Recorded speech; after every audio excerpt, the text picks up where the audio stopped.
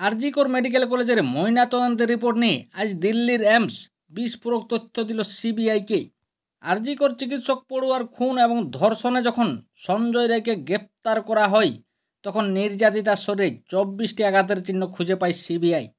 আর নির্যাতিতার postmortem report দেখেই সিবিআইয়ের সন্দেহ জোরালো হয় যে এই নারকীয় ঘটনা ঘটানো কোনো একজনের পক্ষে সম্ভব নয়। ময়নাতদন্তের রিপোর্ট জাল করা হয়েছে।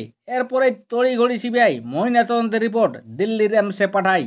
আর সেখানে এবার ময়নাতদন্তের রিপোর্টে আগুনে জল ঢেলে দিলেন দিল্লির এইমস।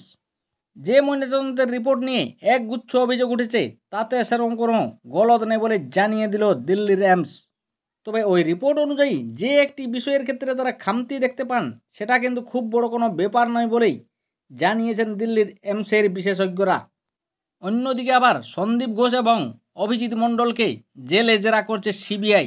তবে জেল হেফাজতে থাকাকালীন তদন্তে সহযোগিতা করছে না বলেই অভিযোগ করেন সিবিআই।